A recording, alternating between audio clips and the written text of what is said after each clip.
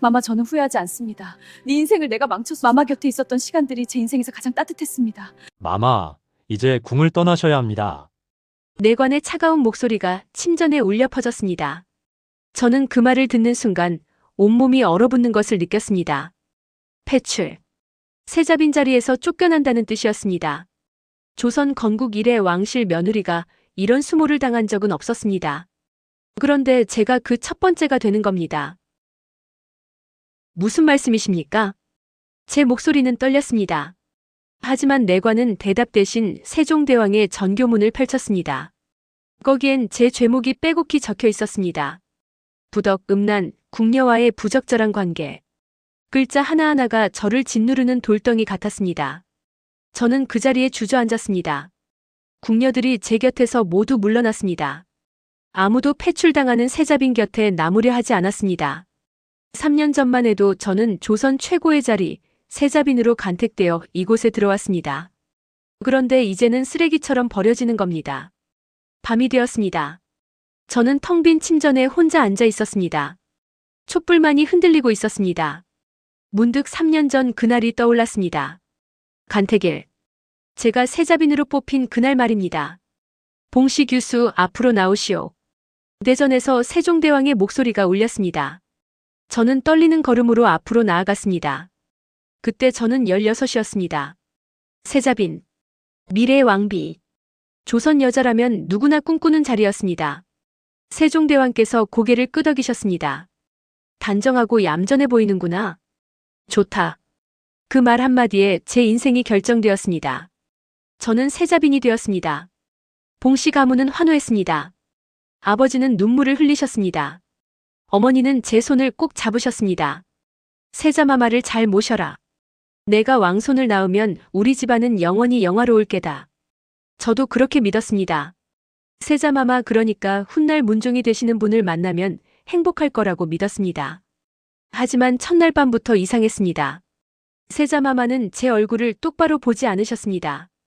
예를 갖춰 인사를 드렸지만 그분은 고개만 살짝 끄덕이실 뿐이었습니다. 말씀도 거의 하지 않으셨습니다. 첫날 밤인데도 일찍 자리에서 일어나셨습니다. 내일 또 뵙겠소.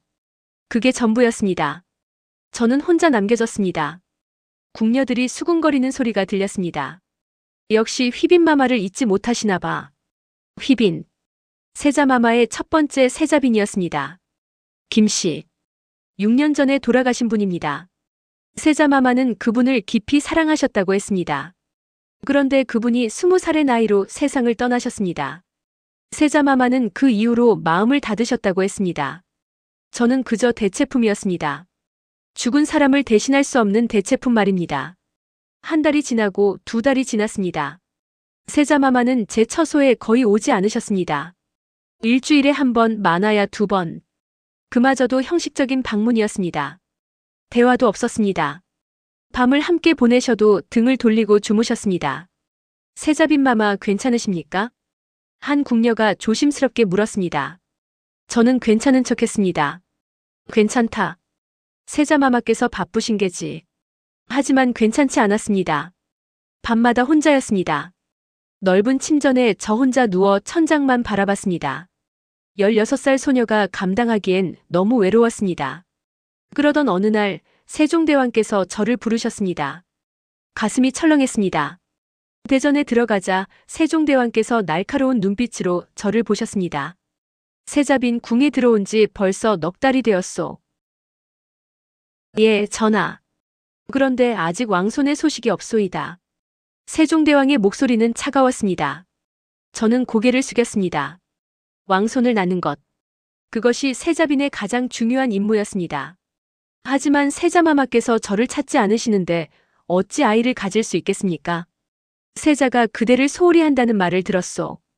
그러나 그것은 핑계가 될 수 없소. 세자빈 된 도리를 다하시오. 황공하옵니다. 저는 물러나왔습니다. 궁녀들이 모두 저를 피했습니다. 아이도 못 낳는 세자빈이라는 수군거림이 들렸습니다. 저는 견딜 수 없었습니다. 그날 밤 저는 술을 마셨습니다. 처음엔 잠을 청하기 위해서였습니다. 하지만 술은 외로움을 잊게 해줬습니다. 1잔, 2잔, 3잔. 어느새 저는 술 없이는 잠들 수 없게 되었습니다. 1년이 지났습니다. 세자마마는 여전히 저를 멀리하셨습니다. 세종대왕의 압박은 더 심해졌습니다. 저는 점점 더 술에 의지했습니다. 술을 마시면 모든 게 흐려졌습니다. 외로움도 수치심도 두려움도. 저는 점점 더 나락으로 떨어지고 있었습니다. 아니, 저는 알고 있었습니다. 처음부터였습니다. 문종 세자마마께서 저를 여자로 본 적은 단 한 번도 없었습니다. 간택되고 한 달 후 저는 우연히 그분의 비밀을 알게 되었습니다. 그날 저녁 세자마마 처소 근처를 지나다가 낮은 흐느끼는 소리를 들었습니다. 저는 발걸음을 멈췄습니다. 문틈으로 희미한 불빛이 새어나왔습니다. 휘빈. 세자마마의 목소리였습니다. 제 이름이 아니었습니다. 돌아가신 첫 번째 세자빈 휘빈 김씨의 이름이었습니다. 저는 숨을 죽였습니다. 당신이 없는 이 궁궐은 지옥이요. 하루하루가 고통이요. 세자마마께서 혼자 중얼거리고 계셨습니다. 그분은 우시고 있었습니다. 조선의 세자가 미래의 왕이 될 분이 죽은 아내를 그리워하며 눈물을 흘리고 계셨습니다. 저는 그 자리를 떠났습니다. 가슴이 무너지는 것 같았습니다. 저는 그분에게 아무것도 아니었습니다. 그저 세종대왕께서 정해주신 의무일 뿐이었습니다. 다음 날 저는 상궁을 불러 물었습니다. 휘빈마마는 어떤 분이셨습니까? 상궁은 잠시 망설이다가 입을 열었습니다. 세자마마께서 그분을 얼마나 사랑하셨는지 모르십니다. 12살에 간택되어 들어오셨는데 세자마마와 죽이 잘 맞으셨지요. 그래서요? 함께 책을 읽으시고 시를 짓으시고 밤새 이야기를 나누셨습니다. 세자마마께서 그렇게 웃으시는 걸 본 적이 없었습니다. 저는 들을수록 가슴이 아팠습니다. 그런 사랑을 받았던 여자. 그 자리에 제가 들어온 겁니다. 그런데 휘빈마마께서 20살에 갑자기 병환으로 돌아가셨습니다. 세자마마께서는 사흘 밤낮을 우셨고 그 후로 달라지셨지요. 어떻게 해요? 아무도 곁에 두지 않으셨습니다. 책만 읽으시고 정사만 보시고 마치 세상과 담을 쌓으신 것처럼. 그게 6년 전 일이었습니다. 그리고 3년 전 세종대왕께서 강제로 재혼을 시키셨습니다. 바로 저와 말입니다. 한 달이 더 지났습니다. 세자마마는 여전히 저를 찾지 않으셨습니다. 저는 용기를 내어 직접 그분의 처소로 찾아갔습니다. 세자마마. 그분은 책을 읽고 계셨습니다. 고개도 들지 않으셨습니다. 무슨 일이요? 차가운 목소리였습니다. 저는 떨리는 목소리로 말했습니다. 소첩이. 부족한 점이 있다면 고쳐보겠습니다. 세자마마께서 원하시는 게 무엇인지 말씀해 주십시오. 그제야 그분이 책에서 눈을 떼셨습니다. 하지만 그 눈빛에는 아무 감정도 없었습니다. 그대는 부족하지 않소. 다만 내가 원하지 않을 뿐이요. 칼날 같은 말이었습니다. 저는 할 말을 잃었습니다. 전하께서 정해주신 혼인이니 예는 갖추겠소. 하나 그 이상을 바라지는 마시오. 그분은 다시 책을 펼치셨습니다. 저는 그저 서 있을 수밖에 없었습니다. 결국 아무 말도 못하고 물러나왔습니다. 복도를 걸으며 눈물이 났습니다. 저는 궁녀들 앞에서 울 수 없었습니다. 침전으로 돌아와 이불을 뒤집어 쓰고 소리 없이 울었습니다. 그 후로 저는 세자마마를 찾아가지 않았습니다. 그분도 저를 찾지 않으셨습니다. 우리는 같은 궁궐에 살면서도 남남처럼 지냈습니다. 그러던 어느 날 세종대왕께서 다시 저를 부르셨습니다. 이번엔 왕비마마도 함께 계셨습니다. 세자빈 벌써 1년이 넘었소. 세종대왕의 목소리는 더 차가워졌습니다. 왕손은 언제 볼 수 있겠소? 저는 머리를 조아렸습니다. 변명할 말이 없었습니다. 왕비마마께서 한숨을 쉬셨습니다. 세자가 그대를 멀리한다 해도 그대가 먼저 다가가야 하는 게 아니겠소? 세자빈 된 도리가 그런 것이오. 황공하옵니다. 우리 왕실에는 후사가 필요하오. 세자에게는 이미 휘빈에게서 낳은 공주 하나뿐이요. 아들이 없단 말이오. 세종대왕께서 상을 탁 치셨습니다. 저는 몸을 떨었습니다. 다음 달까지 왕손 소식이 없으면 그대 집안에 책임을 물을 것이오. 그 말은 협박이었습니다. 제가 임무를 못하면 봉씨 가문 전체가 위험하다는 뜻이었습니다. 저는 떨리는 목소리로 대답했습니다. 명심하겠나이다. 궁을 나와 침전으로 돌아오는 길, 저는 무릎에 힘이 풀렸습니다. 어떻게 해야 할까요? 세자마마는 저를 거들떠보지도 않으시는데 어떻게 아이를 가질 수 있단 말입니까? 그날 밤 저는 또다시 세자마마 처소를 찾아갔습니다. 이번엔 떨리는 손으로 문을 두드렸습니다. 세자마마 소첩입니다. 안에서 기척이 없었습니다. 저는 다시 두드렸습니다. 한참 후에야 문이 열렸습니다. 세자마마는 귀찮다는 표정으로 저를 보셨습니다. 이 밤에 무슨 일이요? 전하께서 왕손을 재촉하십니다. 세자마마의 얼굴이 굳어졌습니다.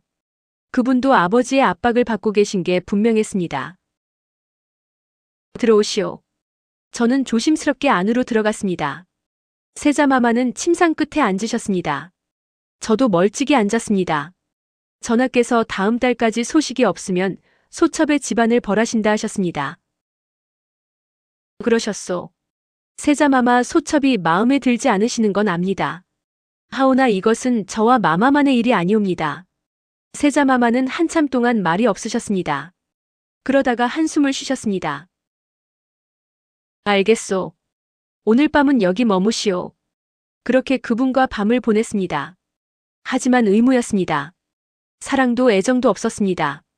그저 왕실의 명령을 수행하는 것뿐이었습니다. 그 후로도 세자마마는 한 달에 두세 번 저를 불렀습니다. 하지만 매번 등을 돌리고 주무셨습니다. 말씀도 거의 없으셨습니다. 끝나면 바로 옷을 입고 나가셨습니다. 저는 그때마다 혼자 남겨졌습니다. 침상에 누워 천장을 바라보며 눈물을 삼켰습니다. 이게 세자빈의 삶인가?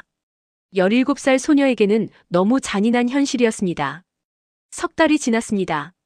왕손의 소식은 없었습니다. 세종대왕의 얼굴은 점점 더 차가워졌습니다.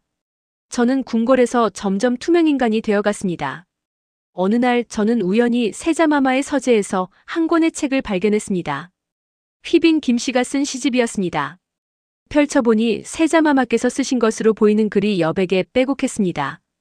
당신의 웃음소리가 그립소. 당신의 목소리가 그립소. 당신 없는 이 세상은 의미가 없소. 저는 책을 덮었습니다. 가슴이 너무 아팠습니다. 저는 평생 이런 사랑을 받지 못할 거라는 걸 알았습니다. 세자마마의 마음속엔 이미 죽은 사람이 자리 잡고 있었고 그 자리는 영원히 비워질 일이 없을 테니까요. 그날 밤부터 저는 술을 마시기 시작했습니다. 처음엔 잠을 청하기 위해서였습니다. 그런데 술을 마시니 모든 게 흐려졌습니다. 외로움도 고독도 절망도. 술 없이는 이 궁궐에서 하루도 버틸 수 없었습니다. 술잔을 기울일 때마다 세상이 조금씩 멀어졌습니다. 그게 좋았습니다. 현실이 너무 고통스러웠으니까요. 2년째 되던 봄, 새로운 궁녀가 제 처소에 배치되었습니다. 이름은 소쌍. 20살이었습니다. 다른 궁녀들과 달리 소쌍은 제 눈을 피하지 않았습니다. 마마, 저녁수라 드시겠습니까? 배고프지 않다. 그럼 차라도 한 잔 드시지요. 소쌍은 따뜻한 차를 올렸습니다. 저는 그 차를 받아 마셨습니다. 오랜만에 누군가의 따뜻한 손길이었습니다. 다른 궁녀들은 제게 가까이 오는 것조차 꺼렸으니까요. 소쌍아. 예, 마마. 넌 왜 나를 무서워하지 않니? 소쌍은 잠시 생각하더니 대답했습니다. 마마께서 무서운 분이 아니시기 때문입니다. 궁녀들은 모두 나를 피하는데 그건 마마를 몰라서 그런 겁니다. 그날 이후로 소쌍은 제 곁을 지켰습니다. 낮에는 시중을 들었고 밤에는 제가 잠들 때까지 곁에 있어줬습니다. 저는 처음으로 이 궁궐에서 숨을 쉴 수 있었습니다. 한 달쯤 지났을 때였습니다. 그날 밤 저는 또 술을 마시고 있었습니다. 소쌍이 옆에서 술잔을 따르고 있었습니다. 마마, 오늘은 그만 드시지요. 아니다. 더 마셔야 잠이 온다. 술을 너무 드시면 몸을 상하십니다. 상하든 말든 상관없다. 저는 술잔을 비웠습니다. 소쌍이 제 손을 잡았습니다. 따뜻했습니다. 너무 오랜만에 느껴보는 사람의 온기였습니다. 마마. 소쌍의 눈에 눈물이 고였습니다. 저는 그 눈물이 이해되었습니다. 불쌍하다는 거겠지요. 세자빈이면서도 이렇게 비참한 제가 말입니다. 울지 마라. 내가 울면 나까지 울고 싶어진다. 그날 밤 저는 소쌍의 어깨에 기대어 울었습니다. 얼마 만에 우는 건지 모르겠습니다. 소쌍은 제 등을 쓰다듬어 주었습니다. 마치 어머니처럼, 아니 친구처럼. 괜찮습니다, 마마. 제가 곁에 있겠습니다. 그 말이 얼마나 위로가 되었는지 모릅니다. 저는 그날 밤 소쌍의 품에서 잠들었습니다. 오랜만에 악몽 없이 잔 밤이었습니다. 다음 날부터 소쌍은 밤에도 제 침전에 머물렀습니다. 처음엔 그저 곁에 있어주는 것뿐이었습니다. 제가 술을 마시면 물을 떠다 주었고, 제가 울면 등을 두드려 주었습니다. 한 달이 더 지났습니다. 어느 날 밤 저는 또 술에 취해 있었습니다. 세자마마가 2달째 저를 부르지 않으신 때였습니다. 세종대왕께서는 계속 왕손을 재촉하셨고 저는 점점 더 막다른 골목으로 내몰리고 있었습니다.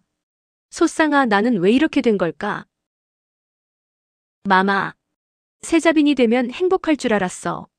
그런데 이건 지옥이야. 소쌍이 제 곁에 더 가까이 앉았습니다. 그리고 조심스럽게 제 손을 잡았습니다. 마마는 아무 잘못이 없으십니다. 아니야. 내가 부족해서 세자마마께서 날 멀리하시는 거야. 그건 마마 잘못이 아닙니다. 소쌍의 목소리가 떨렸습니다. 저는 그 떨림 속에서 무언가를 느꼈습니다. 연민이 아니었습니다. 그보다 더 깊은 무언가였습니다. 소쌍아. 예, 마마. 넌 나를 불쌍하게 여기는 거니? 소쌍은 고개를 저었습니다. 그리고 제 눈을 똑바로 바라봤습니다. 아닙니다. 저는 그저 말을 잇지 못했습니다. 하지만 그 눈빛만으로 충분했습니다. 저는 그날 밤 선을 넘었습니다. 처음엔 손을 잡는 것뿐이었습니다. 그 다음엔 서로 껴안고 잤습니다. 그리고 어느 날부터는 밤마다 함께 이불 속에 누웠습니다. 세종실록에 소쌍과 항상 잠자리와 거처를 같이 했다고 기록된 것은 사실이었습니다. 저는 알고 있었습니다. 이것이 잘못된 거라는 걸. 세자빈이 궁녀와 이런 관계를 맺는다는 건 상상도 할 수 없는 일이라는 걸. 하지만 멈출 수 없었습니다. 소쌍과 함께 있을 때만큼은 외롭지 않았으니까요. 석 달이 흘렀습니다. 저와 소쌍의 관계는 점점 더 깊어졌습니다.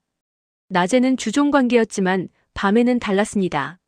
서로를 위로하고 서로에게 기댔습니다. 마마, 이러면 안 됩니다. 어느 날 밤 소쌍이 말했습니다. 왜? 이것이 알려지면 마마께서 위태로우십니다. 상관없어. 어차피 난 이미 버려진 몸이야. 그래도.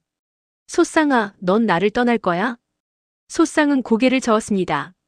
눈물을 흘리며 대답했습니다. 아닙니다. 저는 마마 곁을 지키겠습니다. 그 약속이 얼마나 무거운 것인지 우리는 알고 있었습니다. 그런데 문제가 생겼습니다. 술이었습니다. 저는 술 없이는 하루도 버틸 수 없게 되었습니다. 아침에 눈을 뜨면 술을 찾았고 낮에도 몰래 술을 마셨습니다. 밤에는 소쌍과 함께 술을 마시며 시간을 보냈습니다. 술에 취하면 감정을 주체할 수 없었습니다. 어느 날 밤 다른 궁녀 하나가 제 처소에 들어왔습니다. 수라를 물리러 온 것이었습니다. 마마, 수라를 치우겠습니다. 가만히 있어. 내가 언제 치우라고 했어? 술 기운에 목소리가 커졌습니다. 궁녀는 당황했습니다. 그러나 감히 내 말에 토를 달아. 손이 먼저 나갔습니다. 궁녀의 뺨을 때렸습니다. 궁녀는 비명을 지르며 물러났습니다. 소쌍이 급히 저를 말렸습니다. 마마, 진정하십시오. 왜 모두 나를 무시하는 거야? 저는 술잔을 집어던졌습니다. 궁녀는 울면서 밖으로 뛰쳐나갔습니다. 그날 이후로 소문이 퍼졌습니다. 술에 취해 궁녀를 때리는 세자빈. 일주일 후 또 다른 사건이 터졌습니다. 제가 술에 취해 복도를 비틀거리며 걷다가 넘어진 겁니다. 지나가던 내관들이 저를 부축했습니다. 그런데 저는 고함을 질렀습니다. 손 치워. 감히 세자빈의 몸에 손을 대. 마마, 다치셨습니다. 닥쳐. 다 꺼져. 소쌍이 달려왔습니다. 저를 부축해서 침전으로 데려갔습니다. 하지만 이미 늦었습니다. 궁궐 전체가 소문으로 들끓었습니다. 세자빈 마마께서 술독에 빠지셨대. 밤낮으로 술만 드신다더라. 이제 완전히 미치신 게 아닌가. 저는 알고 있었습니다. 이러다간 정말 끝이라는 걸. 하지만 멈출 수 없었습니다. 술을 마시지 않으면 견딜 수 없었고 소쌍이 곁에 없으면 숨을 쉴 수 없었습니다. 그리고 한 달 후 결정적인 순간이 왔습니다. 한 내관이 밤중에 제 처소 근처를 지나다가 이상한 소리를 들었다고 했습니다. 제가 소쌍과 함께 있는 소리였습니다. 그 내관은 며칠간 지켜봤다고 했습니다. 그리고 확신을 갖고 상급 내관에게 보고했습니다. 상급 내관은 세종대왕께 고변했습니다. 전하, 세자빈 마마와 궁녀 소쌍 사이에 부적절한 관계가 있는 것 같사옵니다. 그 순간 모든 게 끝났습니다. 세자빈을 당장 격리하라. 세종대왕의 명이 떨어진 건 새벽이었습니다. 저는 소쌍과 함께 잠들어 있었습니다. 갑자기 문이 벌컥 열리며 내관들이 들이닥쳤습니다. 마마, 일어나십시오. 저는 화들짝 놀라 일어났습니다. 소쌍도 황급히 일어나 이불로 몸을 가렸습니다. 내관들의 얼굴은 굳어 있었습니다. 무슨 일이냐? 전하의 명이십니다. 마마께서는 즉시 별궁으로 옮기셔야 합니다. 별궁? 왜? 대답 대신 내관들이 저와 소쌍을 떼어놓았습니다. 소쌍이 비명을 질렀습니다. 마마! 소쌍아! 저는 소쌍에게 손을 뻗었지만 닿지 않았습니다. 내관들이 소쌍을 끌고 나갔습니다. 저도 곧 궁녀들에게 둘러싸여 억지로 옷을 입혀줬습니다. 대체 무슨 일이냐고. 아무도 대답하지 않았습니다. 저는 끌려가다시피 별궁으로 옮겨졌습니다. 문이 닫히고 밖에서 자물쇠 소리가 났습니다. 갇혔습니다. 2시간쯤 지났을까요? 문이 열리며 대신 한 명이 들어왔습니다. 손에는 두꺼운 문서를 들고 있었습니다. 세자빈 마마 전하께서 진상을 밝히라 명하셨습니다. 무슨 진상? 마마와 궁녀 소쌍의 관계에 대해서입니다. 가슴이 철렁 내려앉았습니다. 들킨 겁니다. 저는 입술을 깨물었습니다. 무슨 헛소리냐? 소쌍은 내 궁녀일 뿐이다. 그렇다면 왜 밤낮으로 함께 거처하셨습니까? 궁녀가 주인을 모시는 게 당연한 일 아니냐? 대신은 차갑게 웃었습니다. 그리고 문서를 펼쳤습니다. 내관 김춘의 증언입니다. 밤마다 세자빈 처소에서 이상한 소리가 들렸다. 한 달간 지켜본 결과 세자빈 마마와 소쌍이 한 이불 속에서 주무시는 것을 확인했다. 저는 할 말을 잃었습니다. 대신은 계속 읽어 내려갔습니다. 궁녀 춘향의 증언. 소쌍은 다른 궁녀들과 달리 세자빈 마마 침전에서 나오지 않았습니다. 밥도 함께 드시고 잠도 함께 주무셨습니다. 그건 상궁 김씨의 증언. 세자빈 마마께서 소쌍만을 특별히 총애하셨습니다. 다른 궁녀들은 가까이 오지 못하게 하셨습니다. 증언은 계속 이어졌습니다. 저는 그저 입을 다물고 있을 수밖에 없었습니다. 마마, 사실대로 말씀하십시오. 소쌍과 어떤 관계였습니까? 아무 관계도 아니다. 거짓말하지 마십시오. 대신이 상을 탁 쳤습니다. 저는 움찔했습니다. 지금 이 순간에도 소쌍을 신문하고 있습니다. 둘 중 하나라도 사실을 말하면 모든 게 밝혀집니다. 소쌍. 그 이름을 듣자 가슴이 미어졌습니다. 소쌍은 지금 어디서 무슨 일을 당하고 있을까요? 한편 다른 방에서는 소쌍이 신문을 받고 있었습니다. 나중에 들은 이야기입니다만 소쌍은 끝까지 저를 보호하려 했다고 합니다. 내가 세자빈을 유혹했느냐? 아닙니다. 그럼 세자빈이 너를 유혹했느냐? 그것도 아닙니다. 둘 중 하나다. 대답하라. 소쌍은 울며 대답했다고 합니다. 마마께서는 너무 외로워하셨습니다. 저는 그저 곁에 있어드렸을 뿐입니다. 곁에 있는 것과 한 이불 속에 드는 것은 다르다. 신문은 사흘 밤낮 계속되었습니다. 저도 소쌍도 제대로 먹지도 자지도 못했습니다. 대신들은 교대로 들어와 같은 질문을 반복했습니다. 사흘째 되던 날 저는 결국 무너졌습니다. 더 이상 거짓말을 할 힘이 없었습니다. 그렇다. 소쌍과 함께 지냈다. 대신들의 얼굴이 굳었습니다.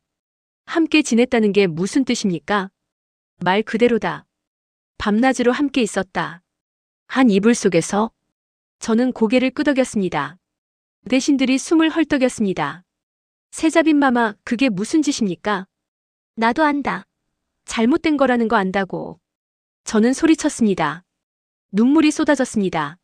하지만 나는 너무 외로웠어. 세자마마는 나를 거들떠도 보지 않으셨고 궁궐 사람들은 모두 나를 투명인간 취급했어. 소쌍만이 내 곁에 있어줬어. 대신들은 아무 말도 하지 않았습니다. 한 사람이 한숨을 쉬며 말했습니다. 그것이 변명이 될 수 있다고 생각하십니까? 변명이 아니야. 사실이야. 전하께 보고하겠습니다. 대신들이 물러갔습니다. 저는 그 자리에 주저앉았습니다. 이제 끝이구나. 모든 게 끝났구나. 다음 날 세종대왕께서 직접 저를 부르셨습니다. 대전에 들어서자 세종대왕께서 노한 얼굴로 저를 내려다보고 계셨습니다. 옆에는 문종 세자마마도 서 계셨습니다. 세자마마는 저를 보지도 않으셨습니다. 세자빈봉씨. 세종대왕의 목소리는 차가웠습니다. 내가 한 짓을 알고 있느냐? 황공하옵니다. 황공? 황공으로 끝날 일이냐? 세종대왕께서 소리를 지르셨습니다. 저는 고개를 조아렸습니다. 조선 건국 이래 왕실 며느리가 이런 추문을 일으킨 적이 없다. 내가 첫 번째다. 용서하여 주십시오.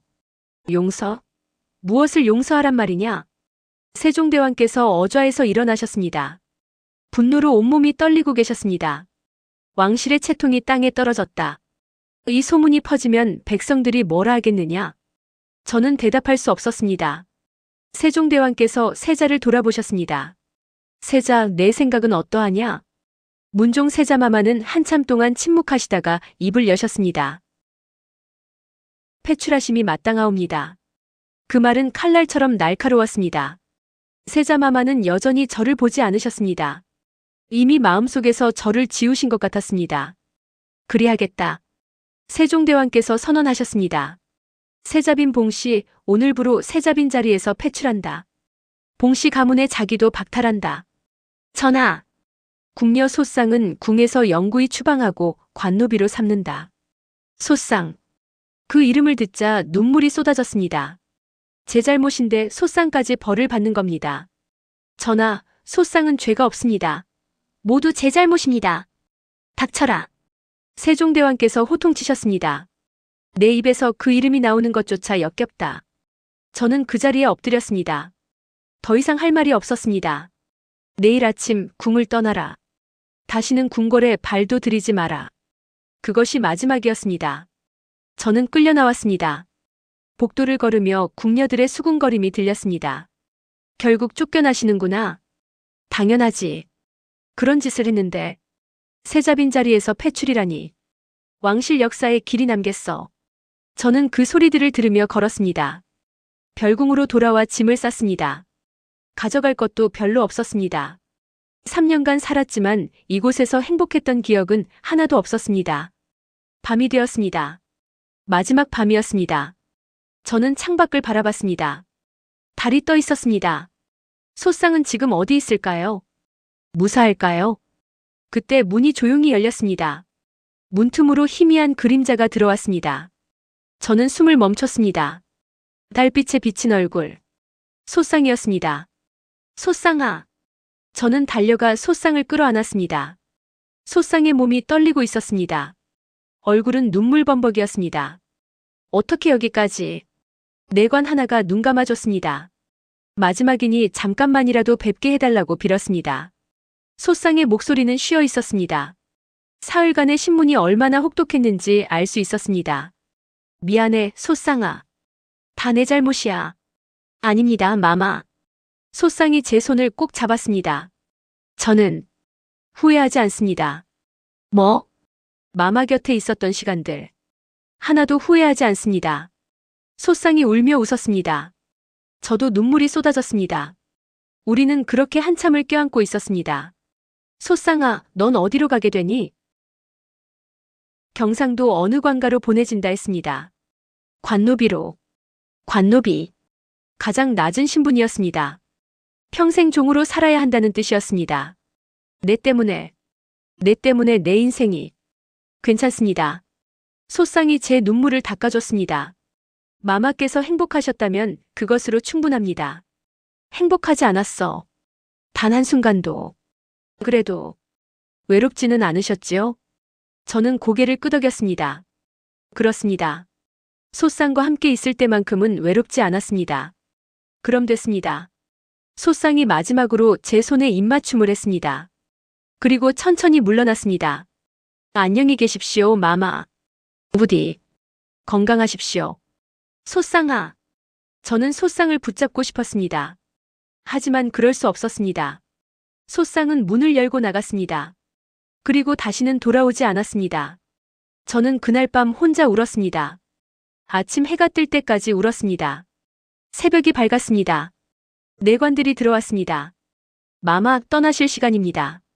저는 일어났습니다. 마지막으로 거울을 봤습니다. 거기엔 망가진 여자가 서 있었습니다.